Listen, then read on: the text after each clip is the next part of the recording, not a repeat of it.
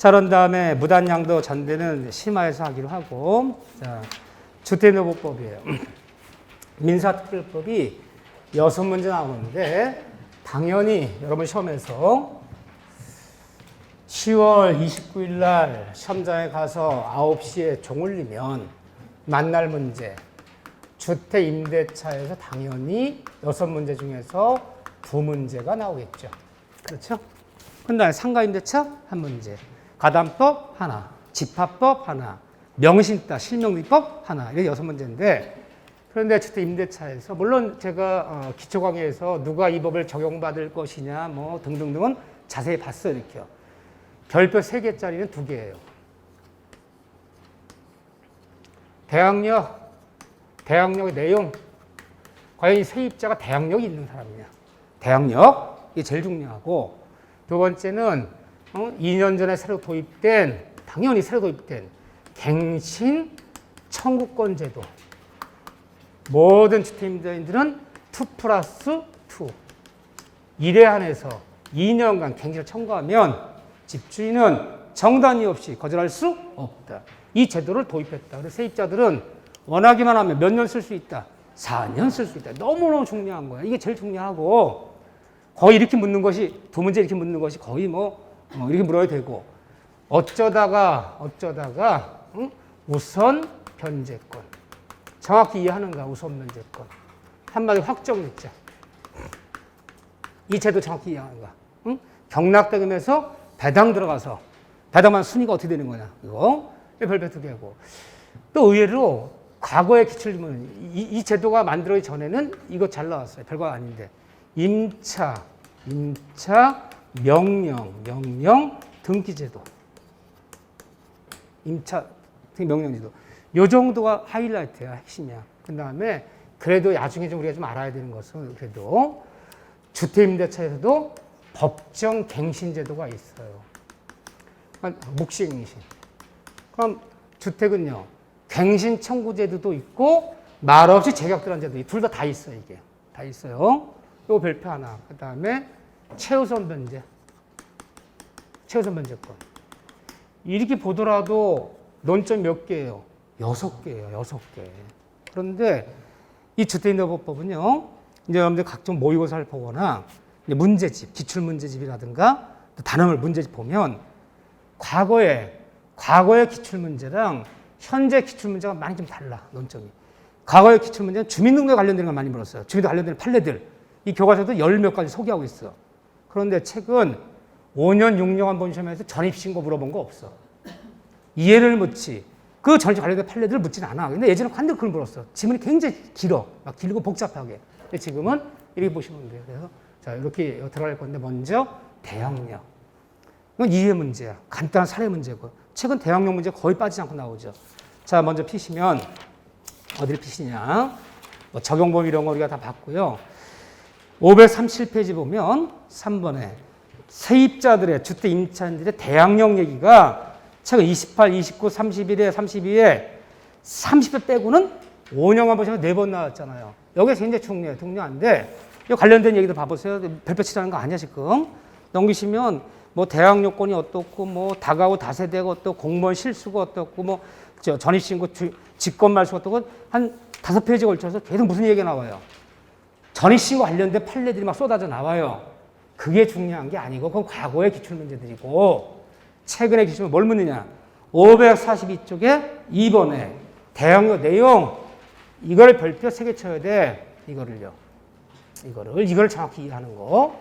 자, 여기부터 특히 여기선 거기 보면 기억 니은이 있고 판례를 소개하고 나서 543페이지에 2번에 제3자 된 관계. 그거 밑줄 보세요.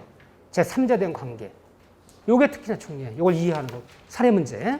그럼 먼저 이 주택임대법은 세입자들의 주거생활의 안정과 생존권 보장 차원에서 국가가 무조건 정책적으로 시행하는 특별법이다.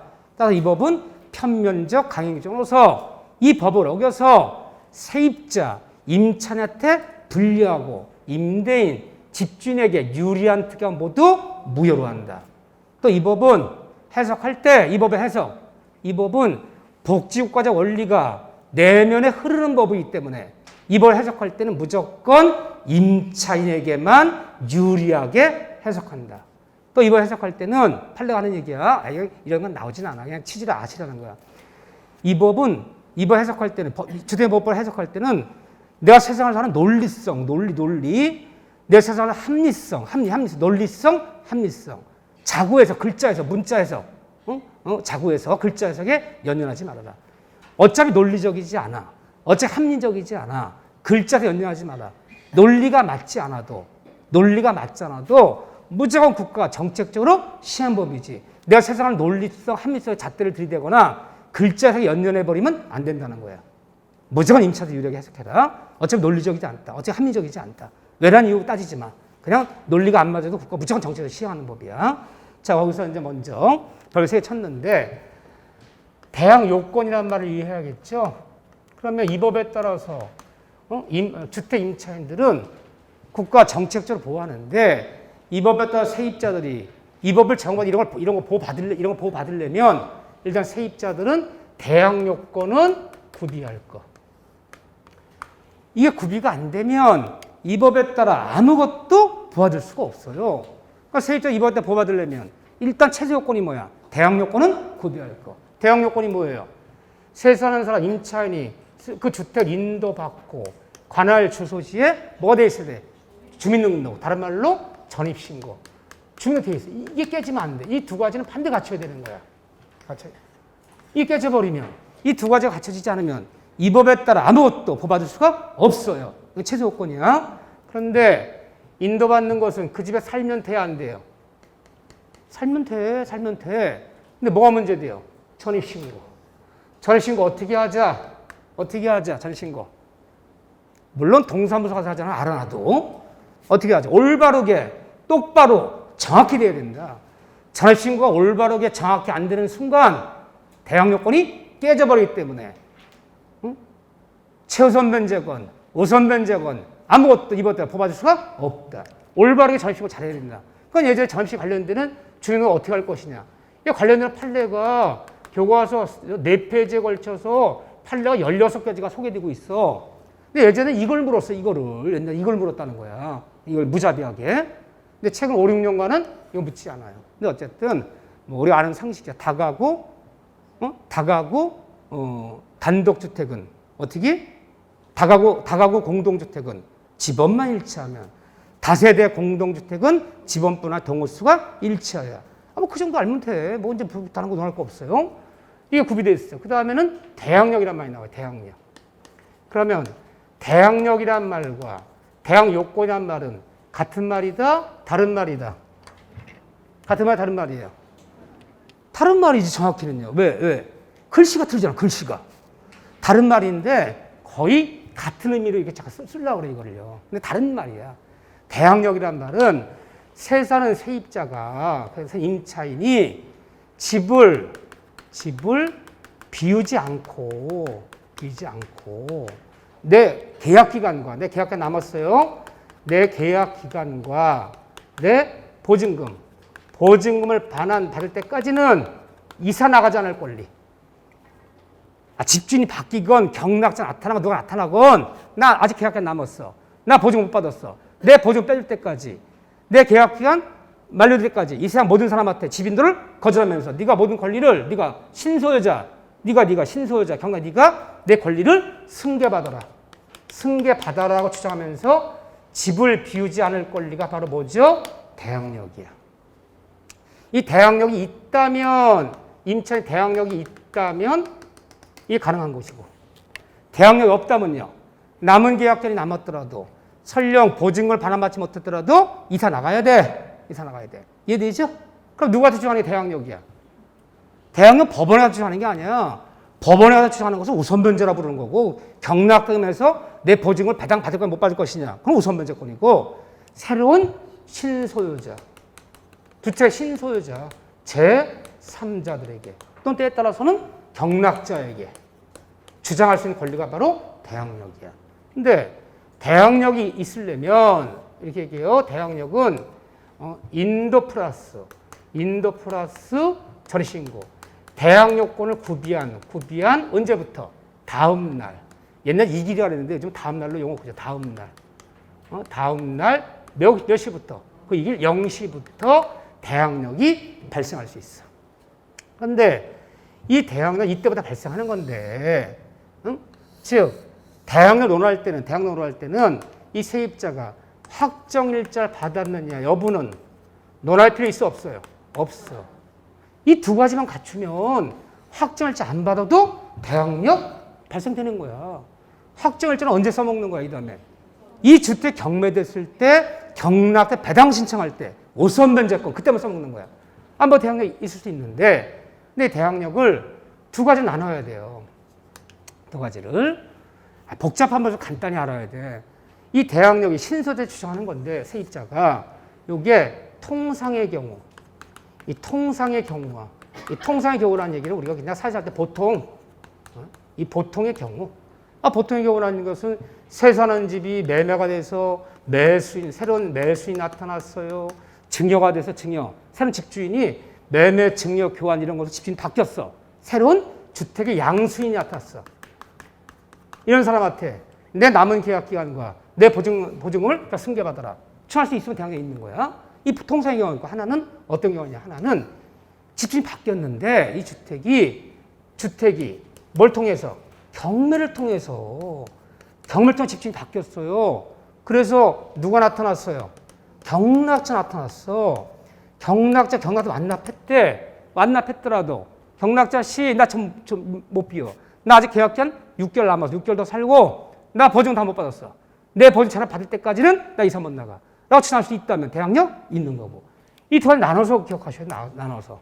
이게 달라요. 나눠서 봐야 되는데 우리가 통상의 경우는 대항력 인하 발생. 그러면 이 사람이 이 주택을 새로 얻었는데 3월 2일 날 이사 들어왔고 3월 2일 날 전입 신고했어. 그러니까 이 사람 대항력은 언제 발생해요? 3월 3일 0시부터 발생해요. 그런데 이 집이 정확히 이제 집주인이 바뀌는 게 소유권 이전 등기, 등기가 기준이지. 소유권 이전 등기가 넘어간 날이 언제냐? 새는 이날 들어왔는데 새로운 집주인에게 소유권 이전이 넘어간 날이 3월 2일 날 넘어갔다는 거야. 날짜가 겹쳐요. 얘는 이사 들어온 날이 이사 들어오고 전입신고하고 짜장면 먹고 한 날 3월 2일이야. 그런데 집주인이 세입자 들어오고 나서 새로운 사람의 소유권 등기 넘긴 날이 또 3월 2일이야. 그러니까 새로운 신소유자가 이때 넘겨받았어. 나타났어. 3일 뒤 오더니 나가래. 당신 누구냐? 나? 이사를 3일밖에 안 됐다. 나 정전 집주인한테 매매해서 집 넘겨받은 사람이래. 그러면 새로운 신소유자한테 대항력 있어요? 없어요? 없어요. 세입자 몇 시부터야? 0시부터인데. 소유자 언제 바뀌었어? 3월 2일날 바뀌었어. 그게 아무 말도 못해. 남은 2년 다 남았네? 남은 계약 기간이 남았더라도 보증 못 받더라도 이사 나가야 돼. 이사 나가고 종전 집주인. 그건 나쁜 놈이야 좋은 놈이야. 날짜 겹친다는 건 고의고 사기야 이거는요. 그러면 3월 2일 날 세입자가 들어올 때 등기 떼어본단 말이야 다시 한번. 그때까지는 가만히 있다가 소 이전에 필요한 사람 모두 준비하고 있다가 보증금 받자마자 등기소 달려가서 등기를 내줘버린 거야. 날짜 겹치잖아. 그렇지만 새로운 집주인한테는 대항력이 있다. 아무 말도 못해. 집 벼줘야 돼. 그러니까 종전 집주인한테는요. 그놈은 형사적으로 사기죄로 고발하는 거야. 판사님 보세요. 날짜 겹칩니다. 이거 고의입니다. 사기. 민사적으로는 내 보증금 책임져. 도망갔네 이놈이. 못 잡어. 잡았어. 한 달면 잡았어. 강낸 어디요? 강원랜드 응? 강원랜드 그 테이블 바카라 게임 하는데 잡았어. 경마장 없대. 개뿔도 없대. 콩밥이나 먹이던데 갈 데도 없대. 이런 세입자 당하는 거지. 형사 고발하면 뭐해? 민사 배상 부를 수 있으면 뭐해? 없는데. 그렇죠. 3월 3일 날 소유권자가 넘어갔어. 이날 얘가 매수인이 양수인이 등기를 내버렸어. 3월 4일 넘어가 버리면 대항력 있어 없어요? 있어요. 남은 계약 기간 모두 승계받고 내 보증금 승계받아라. 추할 수 있다 없다? 있다. 이거는 고의가 아니라면 크게 문제가 안 돼. 사실 이게 이런 경우도 있을 수 있지만 특히 드문요. 근데 없다고 볼 수 없어. 그래서 이걸 방지하려면 어떻게 해야 돼? 나 세입자 편 들고 싶어. 나 공인중개사야. 내가 분명히 얘기했어. 우리 이사 들어오는데 반드시 전입신고 빨리 하시고, 즉 이삿짐 내리는 게 중요한 게 아니라 저기 세입자씨는 이삿짐은 그 센터 직원들한테 내리라 그러고 동남아 전입신고 하시고 강림 확정할 때 받으시라고. 근데 3월 1일 날 소유권자가 넘어갔대네. 그러면 누가 임차인이 누굴 고발할까요? 이 종전 집주인도 고소하지만요, 중개사도 같이 역으려고 그래. 이 중개사 짠 겁니다. 이거 짠 겁니다. 고의를 짠 겁니다. 아, 짠 적 없어. 그럼 어떻게 해야 돼, 이거? 방지하려면. 여러분들이 공인중개사라면 세입자 보호하려면 어떻게 해야 돼요? 법은 그런 말이 없지만요. 집주인 씨, 소유권 등기필 갖고 오세요. 갖고 오세요. 왜? 오늘, 내일 찾아가세요. 내일. 아, 소유권 등기필증 없으면 등기 못 내잖아. 왜 그러십니까? 오늘 이 사람 전신고할 건데 혹시라도 이 대형령 문제 될 수 있으니까 이 등기필증은 내일 돌려드릴게요. 내일 오전에 와서 찾아가세요. 그러면 그 다음날 등기 내야 되잖아. 그렇게 등기필증 받아놔야 돼. 사람은 겉모습, 생긴 모습 보고 그 사람 속 알 수 있다, 없다? 없다. 이 사람 사기 8범이래. 야, 인간, 난 사기 10범이야. 응? 너보다 지금 별이 2개가 더 많대. 걔들 사기꾼처럼 생겼어, 안 생겼어요? 안 생겼어요. 말하는 거 사기꾼 같아, 안 같아요? 안 같으니까 사기를 10번 당하지. 누가 봐도 사기꾼처럼 생긴 거. 저 눈 돌리는 거 봐, 저거. 생긴 사기꾼이야. 저 말하는 거 봐, 말하는 거 봐. 아주 사기꾼이야. 사기 안 당해. 아, 누가 봐도 인품 좋아. 인상 참 좋아. 응? 생긴 것도 잘생겼어. 인상도 좋고, 말하는 것도 참 교양 있고, 매너도 좋고, 그 말씀하시는 게 얼마나 진실인지 몰라. 우리 목사님보다 더 진실해, 아주 그냥. 그 말을 하면 그냥 가슴이 찌르르 해, 그냥. 아주 진실성이 있어. 걔 위험해. 그대 사기 10번, 8범이야. 다 사기 당하잖아요. 생긴 모습이랑 관계가 없는 거야. 우리 알 수 없어요. 사람 좀 몰라. 만에 한 건 이런 일이 생기니까 판례가 있는 거지. 이런 일이 안 생기면 판례가 있겠어요? 그러니까 뭐가 위험한 거야? 조그만 월세방, 원룸 뭐 이런 거 얻을 때 뭐 직방이건 뭐 다방이건 뭐 각방이건 뭐 괜찮아. 각방도 있어, 좀 각방. 각방 쓰래. 인터 사이트 있잖아. 직방, 다방, 뭐 직방, 뭐 다방, 한방도 있어. 한방 쓰래, 한방. 공시협회에서 한방 운영하고, 응? 내가 강의하던 공인단기라는 데서는 직방이라는 걸 걔들이 운영해요. 뭐 그런 데 통해서 하는 건요, 이게 위험할 수 있어. 중개 스스로는 좀 악일 수 있을지 몰라도 이렇게 맘먹으면, 고의로 맘먹으면 막을 방법이 없어, 이게. 그런데 공인중개 할 때는 세입자 들어온 집 반드시 등기필증을 요구하세요. 그래서 보관하고 있다가 세입자 전원을 신고하세요. 그리고 내일 오전에 찾아가세요, 등기필증은. 날짜 겹쳐버리면 골 때리는 거야, 이거요. 사람 마음 알 수 없어요.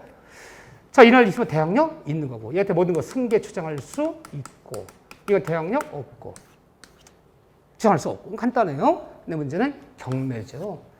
경매를 통해서 집주인이 바뀌었어. 내가 새 들어왔는데 1년 6개월 지금 살았어. 1년 정도 살았는데 여기 세입자 나만 있는 건 아니야. 요 3층짜리 다가구 주택이고 다세대 주택인데 집주인이 같은 사람이야. 여러 명 세입자 있는데 퇴근하고 왔더니 웅성웅성해. 아, 오늘 이 집주인 망해서 경매 잡혔다는 거야. 보통 세 사람 집이 경매 잡혔다라면 세입자들이 걱정해요? 걱정 안 해요? 걱정. 왜 걱정해요? 대항력이 없기 때문에 걱정하는 거야. 경락자 나타나면 집을 벼줘야 되기 때문에 걱정하는 거야. 경락 나타나더라도 대항력 있으면 걱정할 필요 없어. 그때 걱정하잖아. 이 대항력 얘기하려고 해요. 그러면 새로운 경락자 나타났을 때 세입자가 나 남은 계약기간과 보증금을 다 승계받아라 를 주장하면서 집을 비우지 않을 권리가 있다면 대항력이 있는 거야, 경락자한테. 근데 집 벼줘야 돼, 무조건. 보증금 못 받아도 계약가 남았더라도 대항력 없는 거야. 대항력이 있으려면, 이 경락자 대항력 주장하려면 내가 대항력을 구비하는 날, 이날이죠? 이날 3월 2일 날, 이 절신고한 날에 이 주택에 선순위, 이 대항력권을 구비하는 날, 이날 구비하는 3월 2일 날 선순위 담보권자가 또는 압류, 가압류, 처분지, 양도음지, 가처분, 소유권 가등기, 이런 것이 이 등기부에, 이 주택에 이런 사람들이 아무도 한 명도 없었다면 이 다음에 이게 뭐 강제 경매라건 임의 경매라건 이 다음에 경매당하더라도 대항력이 있다 없다? 있다. 걱정할 필요 없어. 나 인도가자라면서 남은 계약기간 보증금 붙여가지는 이사 안 나올 수 있어. 5년이고 10년이고 안 나올 수 있어. 근데 한 명이라도 이 사람들이 없다면 대항력이 있지만 이런 애들 한 명이라도 한 명이라도 있다면, 등급에 있다면, 이 다음에 잘못해서 1년 6개월 뒤 경매당하면 경락자 나타나면 경락자한테 대항력이 있어 없어요? 없어요. 그러면 아주 쉬운 얘기를 하면 갑 끌고 논할 필요 없어. 내가 새 들어오는 주택의 등급을 떼어봤더니 갑구건, 을구건 아무것도 설정된 것이 없는 깨끗한 집이어야 돼. 거기 압류건, 가압류건, 저당권이건 뭐가 하나 뭐 설정돼 있다. 대항력은 없어요. 집은 펴줘야 돼. 이해되시죠? 네. 이걸 갖고 논하는 건데. 근데 그럼 이제 보통 여기서 많이 문제되는 게 이건 고의 일부러 그러지 않고는 크게 문제가 안 되는데 다 승계되는데 웬만하면 이날 이후로 넘어갈 테니까 이게 문제되는데. 그래서 이 대법원에서 3년 된 얘기야. 2019년에 서울 남부법원이라는 데가 있어. 이 남부법원에서 주택 경매됐을 때 집주인이 아니라 세입자 살고 있는 집이, 그 세입자 살고 있는 집이 어떻게 하느냐? 확정을 쪄가지고 우선면에 들어온 집이야. 우선에 들어온 집이 세입자들 대항력 있는 세입자가 몇 명이나 되나? 한 통계를 내보자. 경락자한테 집인도 거절하면서 이사 안 갈 권리가 몇 명이 되냐? 저새 깜짝 놀라서 법원도 놀래요, 법원도. 야, 대항력 있는 세입자 경매 시 20%가 안 됐어, 20%가. 100명 중 20명도 안 된대. 그러면 새 들어온 집이 주택담보대출을 받았던 뭘 받았던 뭐가 하나 다 펴 있다는 거야, 이미. 깨끗한 집이 없다는 거야. 깨끗한 새 놓는 집이. 한 명도 없어야 되는데 뭐 하나도 하나 잡혀 있다면 이대로 경매 들어가면 대항력은 없기 때문에 집은 펴줘야 돼. 다만 확정을 받았다면요. 그 담보 잡은 사람과 순위 비교해서 배당은 받을지언정 경락자한테 집 있는 거다 그런 게 없다는 거야. 그럼 깨끗한 집이야. 깨끗한 집은 10집 중에 2개 정도밖에 안 된다는 거잖아. 그게 통계예요. 그래서 뭐가 중요한 거야. 대항력 있는 세입자들. 내가 주택을 세웠는데 아무 잡힌 게 없어. 깨끗한 집이야. 가꿀고 깨끗해. 그런 집에 들어온 세입자들은 굳이 확정일자 안 받아도 관계없어. 왜? 무조건 대항력 주장해서 인도 거절하면 되잖아. 남은 계약권 보증 승계받아라. 근데 대항력도 없는 애가 이미 새 들어온 집에 액수는 크지 않지만 조그마한 담보대출이 뭐 5억짜리 아파트에 한 5천 정도가 융자금이 있거나 뭐 압류 결정 3천만 원, 가압류 결정 2천만 원, 뭐 소유권 가등기 뭐 잡힌 적이 있다면은 반대 뭘 받아야 돼? 대항력은 없기 때문에 경락자 집은 펴져 있기 때문에 확정일자 안 받아오면 경락대 배당도 못 들어가는 거야. 그래서 확정일자 중요성이 커지는 거지. 대항력 임차인들은 확정일자 안 받아도 문제 안 돼. 이해되시죠? 네, 이렇게 따지는 거다. 그러면 이제 사례 문제 내볼게요. 자, 새 들어온 날에 이제 요게 이제 새 들어온 날이야. 뭐 2001년이야 칩시다. 2021년이야 칩시다. 2021년인데 새 들어온 날에 이미 1순위 저당권. 이 저당이 하나 잡혀 있네. 1억 원짜리가. 언제 잡혔냐? 얘는 2019년에 잡혀 있네. 그럼 세입자 관전. 얘가 1번이야. 세입자 관전 2020년에 인도 플러스 절신고했어. 이게 언제 되냐? 세입자가 거기 보면요. 2021년 3월에 했어. 그러더니 다시 여기에 다시 3순위, 2순위, 여기 2순위죠. 저당을 따지면 2순위 저당권이 또 잡혔어. 이 저당권이 2021년 4월에 잡혔어. 얘도 1억 원이야. 얘 임차 보증금은 3억 원이야. 한 1년 6개월 지났는데 2022년 9월쯤 됐는데 아직 계약기간 남았죠. 얘가 후순위 저당권자가. 그럼 한마디로 임차인이 지금 어떻게 있는 거예요? 날짜를 따지면요. 양쪽 저당권 사이에 샌드위치로 껴있는 거야. 1번은 얘보다 날짜가 빠르고 2번 자는 얘보다 날짜가 늦고 임차인이 중간에 껴있는 거죠. 샌드위치로. 근데 1년 6개월 지났는데 얘가 더 나가면 경매를 집어넣었어요. 얘가. 2번 전에 경매를 신청했어요. 그래서 경락에 대해서 경락자가 나타났어. 경락에 대해서 나타났어요. 집을 펴달래요. 얘 펴줘야 돼요? 안 펴줘야 돼요? 얘 대항력 있어? 없어요? 대항력 있다면 집을 비우지 않고 나 남은 계약기간 몇 개월 남았어. 남은 계약기간 채우고 6개월 남았고 나 보증 못 받았어. 3억 줄 때까지는 이사 못 나가. 통도시 수 대항력 있는 거고 집 벼줘야 돼 무조건. 그 대항력 없는 거고. 얘 대항력 있어? 없어요? 없어요. 내가 이분들 믿으면 안 되는구나. 난 여기서 다 알아들은 줄 알았어 지금. 대항력 없어요. 경매 신청한 사람보다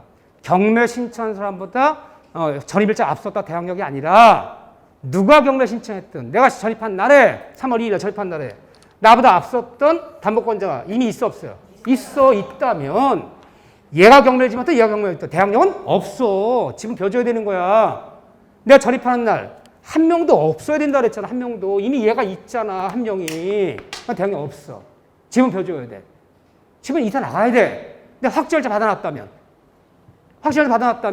경락되면서 얘가 1순위로 배당받고 얘가 2순위로 배당받고 얘가 3순위로 배당받고 배당은 이렇게 들어가는 거야. 이거. 하지만 대항력은 없는 거야. 이해되시죠?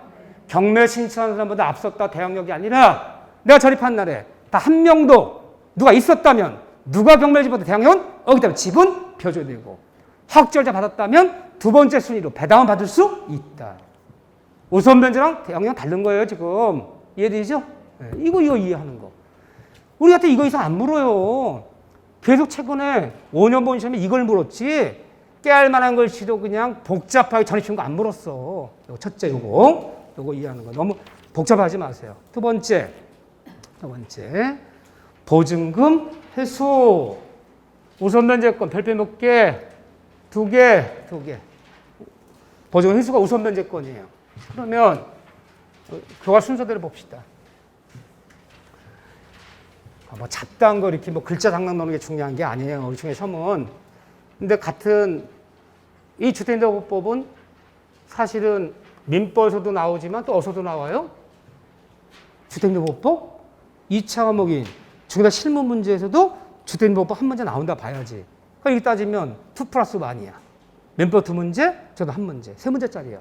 3문제짜리가 돼버리면 이게 뭐가 대리만큼 중요한 거야. 대리가 많이 나와서 3문제거든요. 그렇잖아. 그 취재는 많은 거예요. 그러면 아까 민법상 임대차에서 2-3문제, 여기서 2문제, 상가임대차 1문제 이러면 임대차 관련되는 게 작게는 5문제, 많게는 6문제까지 만나고 오는 거야. 40문제 중에서 5-6문제 만나는 거 엄청난 비중인 거야. 임대차 관련되는 게. 자, 우선변제권은 뭐 우선변제권이에요? 이 용어 자체가. 일단 우선변제니 주택임대차 문제 풀 때 상가 임대차 문제 풀 때 우선 변제권이 또는 최우선 변제권이 이 단어가 나오는 순간 우선 변제, 최우선 이 단어 나오는 순간 현재 이 주택은 뭐다? 경매 중이다. 경매가 아니면 쓰는 용어가 아니야. 이 문제 풀 때 우선 변제권이 최우선 변제가 이 말 시작되면서 이 주택은 현재 이 주택은 경매 중이다. 경매할 때만 써먹는 용어야. 주택 경매가 아니라면 우선 최우선 변제는 논할 여지도 없는 거야. 그랬을 때 이 경매 중에 경락대금에서 내 보증금을 전세 보증금을 이 배당받는 것을 우선 변제다 최우선 변제 쓰는 거야. 그러면 우선 변제권이 있으려면 이 세입자가 경락되면서 이걸 받으려면 경매 중에 이걸 받으려면 대항력 플러스 확정일자 이 두 가지가 최종적으로 구비된 날, 이 두 가지 최종적으로 구비된 날이 그날이 뭐가 되냐? 우선 변제 이 기준일이 되는 거야. 기준일.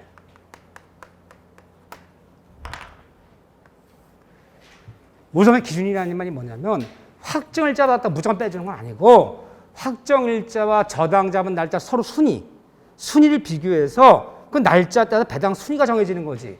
확정일자 받아 무조건 다 빼주면 확정일자 받으면 걱정할 필요가 없는 거지. 저당권의 순위를 비교하는 기준일이 어떻게 될 것이냐. 대항력 플러스 확정 최종 구비되는 날. 이게 제일 중요해. 이걸 이해하는 게. 그러면 이 세입자가 이 두 가지 다 갖춰줘야 돼요. 이 세입자가 1번 3월 2일 날 세웠고 이사 들어왔어요. 바로 3월 2일 날 동사무 가서 전입신고 했어요. 그리고 나서 전입신고하는 날 뭘 갖고 와서 확정을 찍나? 임대계약서 원본. 그 원본을 갖고 원본에 찍어주는 거 원본. 임대계약서 원본에다가 확정일자를 당일날 받았어요. 이게 제일 많죠? 동사무에서 받았어요. 그러면 얘는 우선 면제 기준일이 언제예요? 이 다음에 이게 2년간 살고 있는데 경매 안 당했던 문제 안 돼. 경매 안 당했다면 확정일자 써먹을 일도 없어. 아니나 달라. 한 1년 6개월 살았는데 경매를 당하는 거야, 이 세 다른 주택이. 그럼 써먹어야 돼. 그럼 저당권자 날짜를 비교해야 되잖아. 누가 순위가 빠른가? 우선의 기준일은 어떻게 되는 거죠? 대항력이라고 했어. 대항력 언제 생겨요? 3월 3일 0시. 그러니까 이 중에서 가장 늦은 시간이 기준된 거. 최종적으로. 언제 기준이냐? 3월 3일 0시가 기준이 되는 거야. 따라서 3월 2일 저당자분해보다는 순위가 어떻게 되고? 얘가 느리고 얘가 1순위, 2순위. 그리고 3월 3일 날 저당자분해보다는 얘는 빠르지. 0시 기준이니까. 얘가 1순위, 2순위. 이게 배당을 들어가는 거예요. 이해되죠? 이렇게 날짜 겹쳐버리면. 그러니까 이번에는 확정일자 미리 찍었어, 미리. 자, 우리 판례에 따르면 이렇게 얘기해요. 확정일자가 찍어지는 날에 임차보증금 전액이 지급되지 않았어. 원래 임차보증금이 3억인데 2억은 먼저 지급하고 1억은 이틀 뒤에 주기로 했어, 이틀 뒤에. 그래서 내가 계약서 있는 김에 그냥 전입신고하고 확정을 미리 받아놨어. 보증금 전액이 지급되지 않은 상태에서 받은 확정일자도 된다, 안 된다? 된다는 거야, 판례는. 꼭 전액이 지급된 날에 확정을 받을 필요는 없어요. 자, 보세요. 그 얘기 어디 나오냐면, 이게 중요한 판례들이지. 545페이지 2번, 1번에 2번 앞에서 2번, 545쪽에 2번, 조금 이따 집에 보내드릴게요. 조금만 집중. 지금 당이 떨어져 가고 있어요. 당이 떨어져 가고 있어요. 당이. 2번에, 이때 밑줄 보세요. 우선 면제권이 인정되기 위해서는 대항 요건과 임대차 계약서 등산의 확정일자 갖추는 것 이외에 계약 당시 임차금 전액이 지급되어 있을 것을 요구하지는 않으므로 밑줄. 확정 받는 날 그 보증금 중 일부만을 지급하고 대항도 인도 플러스 전신고하고 확정일자 갖춘 다음 날부터라도 다음에 남의 보증금을 지급하더라도 관계있다 관계 없다. 관계 없다. 관계 없어요. 일부를 지급한 상태 확정 받은 것도 관계 없어요. 그냥 기준이 이걸 삼아야지. 그죠? 근데 얘가 실제로 이사 들어온 날은 예를 들면 3월 2일이야. 전신고한 날도 3월 2일이야. 근데 확정일자는 미리 찍자 그래갖고 2월 27일 확정일자 미리 찍었어. 이틀 미리 찍었어. 물론 토요일을 꼈다 칩시다. 3, 4일 미리 찍었어. 자, 이 세 사는 집이 잘 사고 났던 문제 안 되는데 1년 경매당했어. 저당과 순위 비교해야 돼. 순위 비교해야 돼. 우선 면제 기준일, 저당 순위 비교하는 기준일은 언제가 되어야 돼요? 최종 구비되는 날. 대항력. 그러면 3월 3일 0시. 이 중에 제일 늦은 시간이 뭐예요? 3월 3일 0시가 기준돼. 저당권자 순위를 비교해야 되는 거예요. 날짜를. 그러면 결론이 확정일자 미리 찍어봤자 소용있다? 소용없다. 소용없다. 3월 2일 날 저당 자본회보다는 순위가 느리고 3월 3일 자본회보다는 빠르고 똑같이 가는 거야. 응? 미리 찍어 소용없어. 결론이 똑같잖아 지금요. 확정일자 이번에 늦게 찍어보자고요. 이 늦게 찍는 경우가 좀 많죠. 이게 제일 많고 미리 찍는 경우는 드물어. 이게 좀 많은 편이야. 응? 3월 2일 날 이사 들어왔고 3월 2일 날 전입신고했는데 확정일자를 못 찍었어요. 왜 못 찍었죠? 못 찍은 이유는 이사 들어온 날 바빠요 안 바빠요? 정리해야지. 집주마다 보증금 줘야지. 이삿짐 내려라 올려라 해야지. 정리해야지 하다 보니까 짜장면 먹어. 짜장면 늦게. 짜장면 먹었다 문득 생각났어. 뭐죠? 짜장면 먹었다가 아니잖아. 전신고. 시계 봤더니 다시 50분이야. 야 지금 문 닫잖아. 몽사주 오늘 금요일이야. 월요일 날 전신고 해야 되잖아. 늦어지잖아. 찝찝해. 그래서 부랴부랴 동사무로 막 뛰어갔어. 뛰어가서 6시 되기 전에 들어갔어요.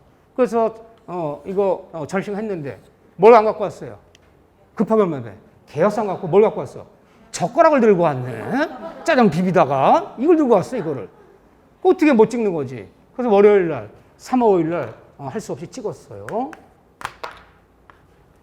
1년 6개월 뒤 경매당하네. 경매당해. 그러면 저당 순위를 비교하는 우선의 기준을 잡아야 될 거 아니에요. 얘는 날짜가 어떻게 되는 거야? 그러면 여기에 대항력은 3월 3일 0시고 이거보다 더 늦은 게 3월 5일이잖아. 그럼 우선의 기준일은 어떻게 되는 거야? 알아요. 그러니까 뒷말을 분명히 해줘. 3월 5일 우물우물 그 뒷말이 중요해. 뒷말이. 응? 아주 대충 넘기려고 그래 지금. 이거 이러면 의섭의 기준이 3월 5일 0시가 될 것이냐 아니면 그냥 3월 5일 될 것이냐. 늦게 찍으면. 어느 거예요? 이거예요 이거. 3월 5일 날 찍었잖아. 3월 0시라면 이거보다 땡겨주는 거 안 땡겨주는 거야? 땡겨주는 거잖아. 왜 땡겨줘? 최종인데. 늦게 찍으면 가장 늦은 거야. 3월 5일이 되는 거야. 5일. 0시가 아니야 이때는요. 3월 0시라면 이거보다 빠른 시간이 되는 거잖아. 근데 저당자분회가 공교롭게 저당자분회가 돈 3억 빌려도 3월 5일 날 저당을 잡았대. 날짜 겹쳐. 저당 잡은 날짜랑 늦게 찍은 날짜 겹쳐. 그럼 얘는 어떻게 되는 거야? 이 0시라면 얘가 1순위, 얘가 2순위가 되는 거야. 근데 3월 5일이 되기 때문에 동순위가 된 거야. 동순위가 돼. 동순위를 취급해서 임차보증금이 3억이었고 저당자면 3억이었는데 그나저나 경락대금이 얼마 나오면 경락대금이 6억 이상 나오면 그나저나 문제가 안 돼. 근데 딸랑 5억 나왔네? 모자라. 그럼 어떻게 해야 돼요?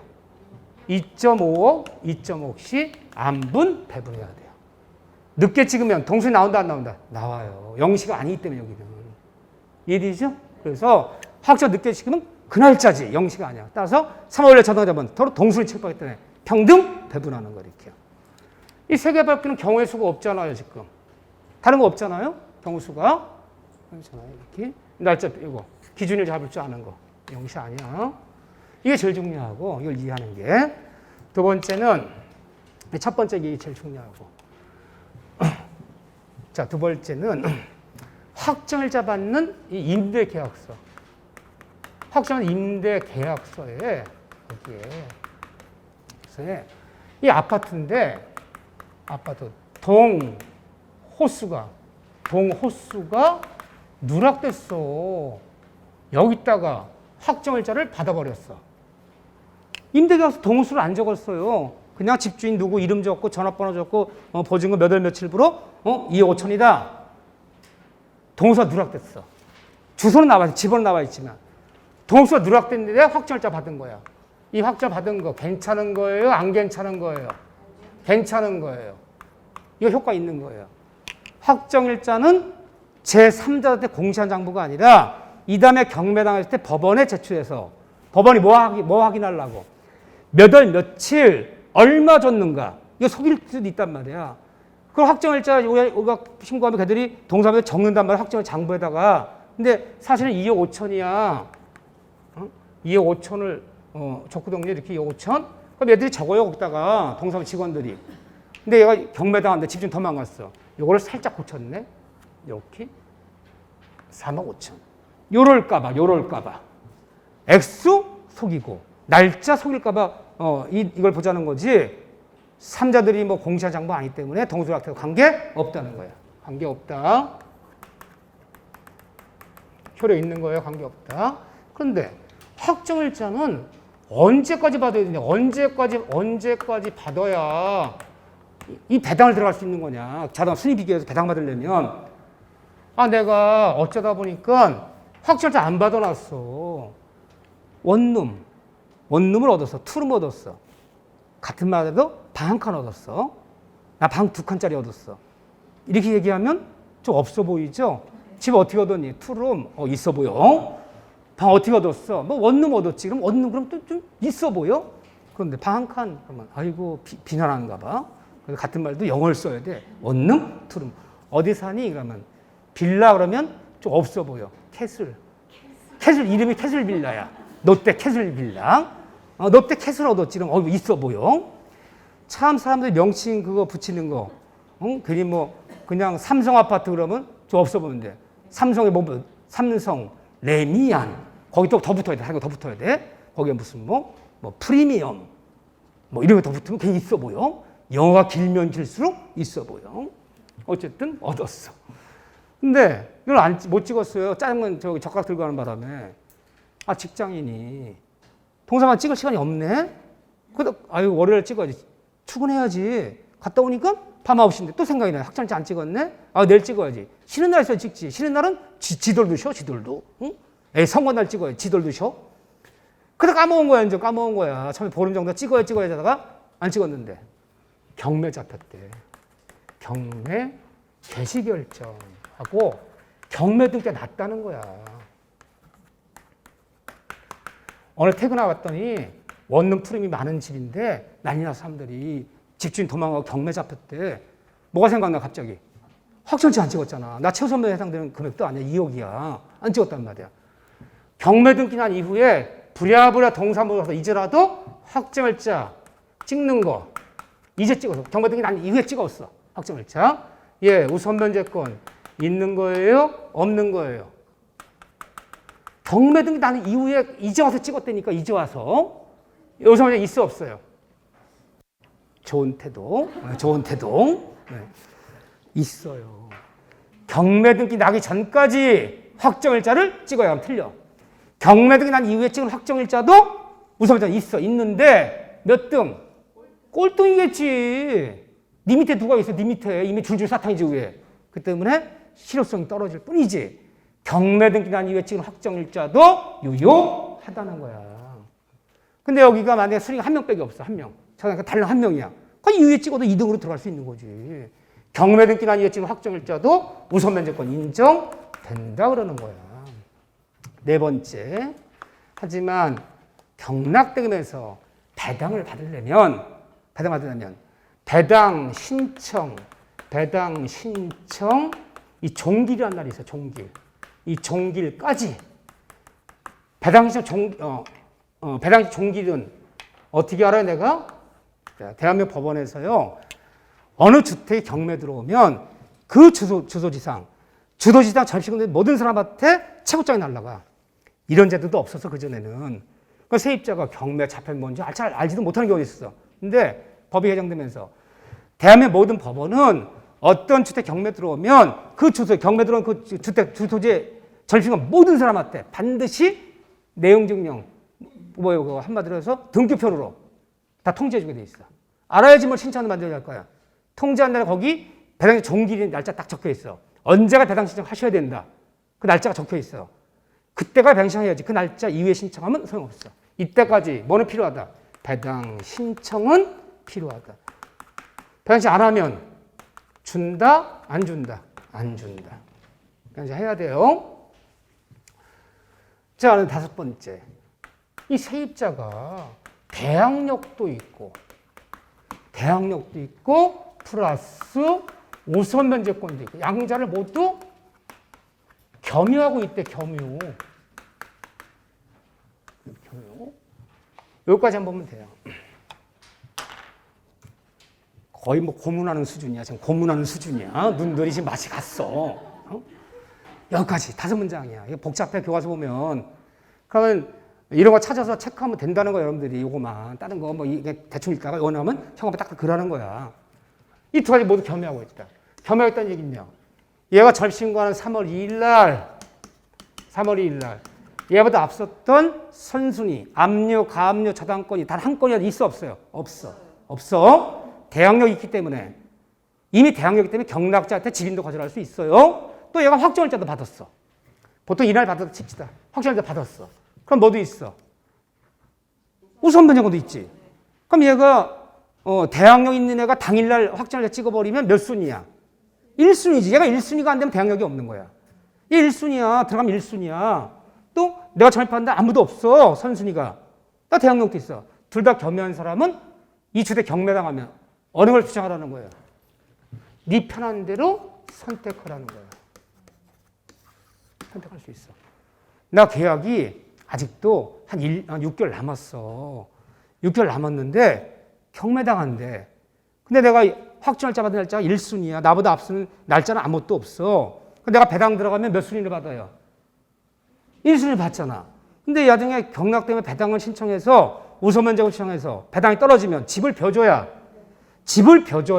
그 돈을 줘요. 그래서 법원 가서 이거 배당 신청해서 돈 받을 때는 집을 비운 사실을 입증하는 서류를 갖고 와야지 그나마 이 돈을 내줘. 집을 비운 사실 입주한 사람은 누구한테 받는 거야? 이미 우선 면제가 나오는 순간 경매야. 경락자한테 받는 거야. 경락자 씨 써주세요. 경락자가 이사 안 가는데 써줍니까? 그럼 경락자가 인도 사실 확인서란 양식이 있어 법원에 가면 거기다 걔가 도장 찍어줘야 돼. 이사 안 나가고 도장 찍어줄 일은 없잖아. 집을 벼줘야 그 배당을 이거 보증 찾아올 수 있단 말이야. 그런데 얘가 선택할 수 있는데 내가 지금 왜 이게 애매하냐면요. 지금 내가 만약에 배당을 받은 일 다 받는데 1순위로 집을 벼줘야 되잖아. 나가면 갈 데가 없어요. 왜 6개월 돼 이동 갖고 잔금 치를 거야 아파트. 6개월이 떠버려 지금. 6개월 집을 주는 데는 없잖아. 드물잖아. 이게 애매한 거야. 6개월 되는 계약이 원래대로 계약 끝날 때가 6개월 뒤에 이 보증 빼서 잔금 치르고 입주할 거네. 신축한 아파트. 근데 6개월 떠버리잖아. 그 우선 선택하면 1순위 받을 수 있는 집 벼줘야 되잖아. A 이거 선택 안 하고 이거 선택할 수 있어 없어요? 있어. 그러면 이걸 선택하면요. 누구한테 받겠다는 거야? 6개월 뒤에. 경락자에게. 나 6개월 계약 끝난 다음에 보증 빼줄 때까지는 이사 못 나가. 경락자 주장한테 받으려는 거고. 우선을 선택하면요. 계약기간 전이라도 남은 계약기간 해지해버리고 1순위 들어가서 배당 받으려는 거고. 둘째 내가 선택하라는 거예요. 편한 대로 선택하는 거야. 둘째는 참 좋죠. 선택했는데 이걸 선택했어. 아유 골치 아파서 안 되겠다. 배당 신청했어. 그러니까 여러분들이 내 아파트 경락받으려고 그러는데 아파트 경락받으려는데 이게 세입자가 살고 있는 집이야. 2번 유찰돼 싸긴 해. 그럼 뭘 파악해야 돼? 경매 나온 주택 주소지에 주민등록을 열람하거나 등을 떼어봐야 돼. 세입자 전입일자가 어떻게 되는가? 그 전입일자하고 대항력 따지는 거잖아. 이 전입일자와 여기 저당자분 애들 압류감자분 누가 날짜가 빠르지? 이 전입일자가 제일 빨라. 그러니까 얘 대항력 있는 애잖아. 그러니까 대항력 있는 애가 배당에 들어왔는지 안 들어왔는지가 경락자자 중요 안 중요해요? 중요하지. 얘가 배당에 들어왔다면 몇 순위야? 1순위야. 걔 돈 다 받으면 집 벼준다 안 벼준다? 집 벼주겠다는 의지야. 집 안 벼주고는 배당 못 받아 하잖아. 그러니까 내가 인도받는데 아무 문제가 없죠. 근데 전입일자가 제일 빠른 애인데 배당 잘 안 했어. 배당이 안 들어온 거야. 안 들어오면 뭐 주장하려고? 나한테 남은 계약기간 보증 뺄 때까지는 이사 못 나. 이거 주장하려고 그러는 거야. 그럼 나는 이거 경락 받으면 돼야 안 돼요? 안 되지. 경락 때문에 추가로 보증금을 더 내가 책임져야 되는데 판단할 줄 알아야 되는 거야. 얘가 들어왔는지 안 들어왔는지. 전주 떼어봤더니 대항력 있는 세입자라면. 근데 주민등록이 저당권보다 늦어. 그러니까 대항력은 없기 때문에 응? 배당 들어도 안 들어도 그냥 끝나는 거야 거기서는. 그래서 대항력 있는 애가 배당 안 들어왔다는 건 이걸 주장하겠다는 거야. 집인도 거절하면서 경락자한테 인도 거절하겠다는 얘기잖아. 그렇죠? 들어오면 1순위야. 들어왔어 얘가. 들어왔는데 얘가 1순위인데도 불구하고 다 못 받았네. 얘가 3억이야. 근데 얘가 2억 7천 빼기 배당이 안 되는 거야. 아 이럴 수도 있어요. 얘보다 앞선 애가 뭐가 있어? 확정보다 앞선 게 재산세 중에서 목적세요. 이 집주인이 상속받은 주택인데 상속세를 안 냈대 5년 전에 상속세. 증여받은 증여세 안 냈대. 이건 확정보다 빨라. 그거. 또 최우선 면제 반지하가 한 명 있었거든요. 근데 나보다 날짜가 늦은 애인데 최우선 면제래. 최우선 면제. 나보다 앞서잖아. 그 이거 빼고 저거 빼더니 2억 7천 빼기 안 남는 거야 3억 중에서. 나 못 받은 돈 이걸 선택한 거. 이걸 선택한 거. 배당 신청한 거죠. 배당 신청했어. 이걸 선택했는데 이거 우선에 선택했는데 못 받은 돈 3천만 원이 남았어. 그럼 못 받은 돈은 이제 어떻게 되는 거야? 못 받은 돈은 다시 배당 못 들어가요. 무조건 경락자한테 대항력 주장해서 경락자 씨, 나 1순위 들어갔는데 다 못 받았어. 나 3천만 줄 때까지는 이사 못 나가. 라고 못 받은 자녀 보증금은 누구한테? 경락자한테 대항력 주장해서 예태받아야 되는 거야. 그러면 사실은 경매를 똑바로 하려면 배당도 알아야 돼 몰라야 돼요. 내가 이 아파트 경매 들어왔는데 내가 3억 5천에 경락받으려고 그래. 경락받는데 봤더니 배당 그 순위라는 게 이미 작성이 돼 있어. 뭐 증여세 뭐 상세 안 낸 게 뭐 5천이고 뭐 또 경매 신청을 내가 등록 취득세 다 빼고 1순위 세입자가 가만히 계산했더니 이거 빼고 저거 뺐더니 얘가 2억 7천 빼기 못 받네. 그럼 못 받으면 3천만 원 누구한테 주장할 거야? 나한테 주장할 거잖아. 대항력 주하면서 집인도 거절하면서. 그럼 나는 3천만 원 추가로 더 비용 나갈 생각을 해야 돼. 그냥 경락되면서 더 빼야지. 3천 더 줄 거니까. 그걸 계산할 줄 알아야 되는 거야. 대항력이 세입자가 있어버리면. 이해되십니까? 네. 못 받은 자녀보증금은 뭐 주장해라? 다시 대항력 주장해야지. 제2경매 절차 다시 배당 신청할 수는 없다. 둘 다 겸연 이걸 선택했다가 뭐 자녀보증금은 대항력으로 돌아가서 예태 받으라는 거예요. 예태. 그러니까 배당도 알아야 되는 거야 사실은. 정확히 알려면 이 경납받는 사람 입장에서 이렇게 보면 되죠. 뭐 이렇게. 이 정도 해주면 됐지. 뭐 어떻게 하라고. 우리 뭐 어떻게 하라고. 이 정도. 어제 다 못하겠네요. 그러니까 여기까지 하고 제가 다음 주에 뭐 다 하지 뭐 법정갱신, 갱신청구권, 임차 등기 명령제도, 최우선 문제 다 볼게요. 다음 주에 저는 여기 맞아보고 상가임대차 법법 보고 세 번째 직접 머리 들어갈 거예요. 일단 실명부 명시탁을 먼저 볼 거예요. 등기 들어오면 아시고 중요법에서 한번 듣고 왔죠. 명시탁 이제 할 거예요. 거기 먼저 한 다음에 가담법 집합법은 이건 다음에 할 수도 있어. 단순 암기이기 때문에. 여기요. 오늘 고생하셨고요. 다음 주에 뵙겠습니다. 자, 수고하셨습니다.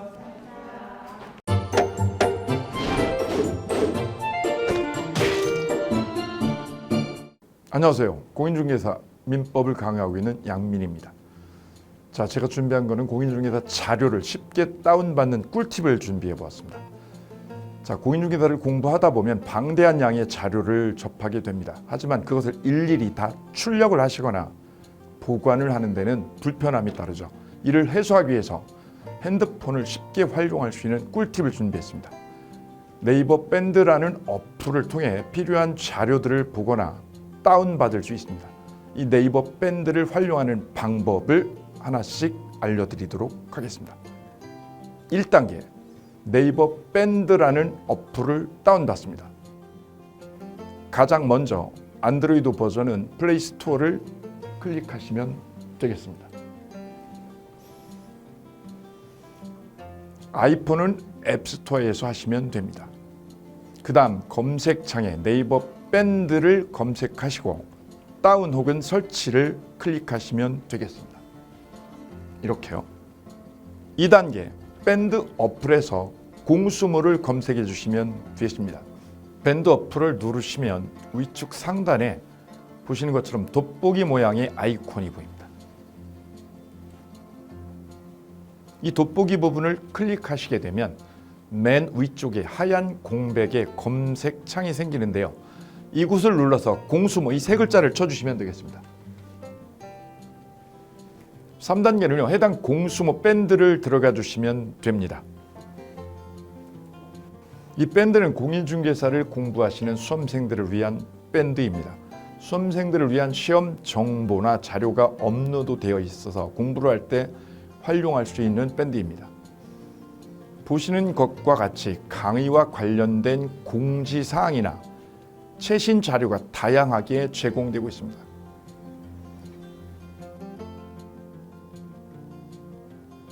(4) 단계, 또 다른 꿀팁 모바일 일일학습법에 대해서 소개드릴까 합니다. 이제 핸드폰으로 짬 시간을 활용하셔서 공부하는 학습법을 알려드리도록 하겠습니다. 자료 페이지에서 뒤로 가기를 누르시면 처음 보셨던 페이지가 뜹니다. 여기서 내려가 보세요. 모바일 일일 학습이란 코너가 보입니다. 이 부분을 누르게 되면요. 매일 한 개씩 핵심 부분이라고 할 수 있는 문제가 업로드되어 있고요. 더 아래로 쭉 내려가시면 정답과 해설 부분을 볼 수가 있습니다. 맨 아랫부분을 보시면 이렇게 댓글 쓰기도 남길 수 있으시죠. 스마일 부분을 눌러 좋아요로 표시할 수도 있습니다. 짬을 내어 스스로 학습한 뒤 모르는 부분을 질문할 수도 있고 하루 동안 공부했던 것을 정리하시거나 공부한 소감을 적어 놓으실 수도 있습니다.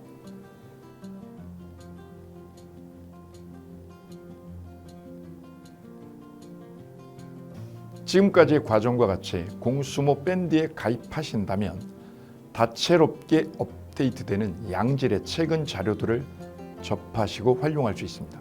꼭 가입하셔서 좋은 자료 많이 활용하시기 바랍니다.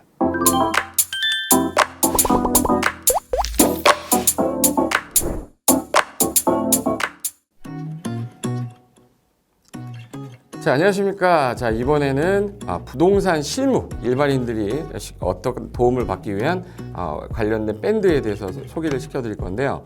일단은 검색창에다가 365 부스라고 치시면 돼요. 365 부스인데 365일 부동산 스터디라는 밴드예요. 네이버 밴드인데 365 부동산 스터디라는 밴드 일단 이거 클릭하시면 현재는 이제 4만 명 정도 되는 밴드인데요. 우리가 일반인들이 어떤 부동산 정보를 습득하는 데 있어서 이 정보를 얻기가 되게 쉽지가 않습니다.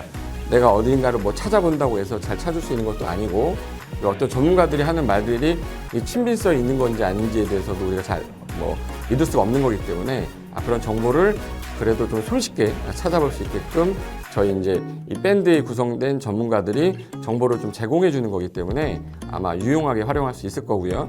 내가 부동산 중에 토지를 좀 알고 싶다, 또는 상가를 좀 알고 싶다, 또는 나는 내 집 마련을 위해서 청약이 좀 궁금하다. 근데 그게 솔직히 어디 가서 물어보거나 어떤 정보를 찾기 쉽지 않아서 그것 때문에 만들어진 밴드라고 보시면 돼요. 그래서 365일 내내 부동산을 어떤 공부한다는 취지로 밴드에 들어오셔서 질의응답도 하시고 궁금한 사항에 대해서 예를 들어 문의를 하시면 저희가 관련된 정보를 또 제공해주는 그런 밴드라고 보시면 되겠습니다. 어떤 밴드냐면 한번 보시면은 지금 현재는 공지사항이 제일 먼저 나올 건데요. 이 공지사항은 기존에 있던 오프라인이 어떤 강좌가 있으면 그 강좌에 관련된 거 세미나라든지 그래서 평소에 이제 우리가 이제 접하지 못했던 강의들 있죠. 이렇게 진행이 된다라는 거 공지를 좀 하는 그런 내용들이고요. 하나 좀 더 올리면 자, 이제 우리 교수님이에요. 교수님 중에 상가 교수님이 최근에 예를 들어서 법이 바뀌었어요. 법이 바뀌게 되면 최근에 바뀐 법이 이러한 바뀐 법이 있으니 중개업을 한다거나 투자를 할 때 좀 유의해서 알아보시면 좋겠습니다라는 거를 올려놓을 거예요. 기존에 올려놓은 자료가 있으면 또 찾아보시면 되는 거니까 이렇게 해서 계속 밴드에서 소식을 받으시면 실전에 굉장히 도움을 많이 받을 거라고 예상합니다. 부동산 관련된 내용 중에서 하나 더 보시면 이제 랜드프로에서 직접 우리 프로그램 만들고 있어요. 그래서 부동산 까발리기, 부동산 부티크 이런 TV 관련돼서 부동산 팁 있죠. 예를 들어서 청약을 받아야 되냐 말아야 되냐, 지금 강남권 아파트를 투자해야 되냐 말아야 되냐, 이런 정보를 쉽게 여러분들이 접하지 못하기 때문에 그런 관련된 것들을 시대에 맞게 흐름에 맞게 부동산 시장이 이제 요동치면 내가 지금 집을 팔아야 되냐 사야 되냐 그런 것들에 대해서 신속하게 정보를 들을 수 있는 밴드니까 시간이 나실 때마다 자주 들어오시고 저도 자주 들어와서 좋은 정보 남겨드릴 테니까 자주 들어오시기 바랍니다. 저는 부동산 공법하고 부동산 토지 투자를 강의하는 고상철이었습니다. 자주 밴드에서 뵙도록 하겠습니다. 자, 수고하셨습니다.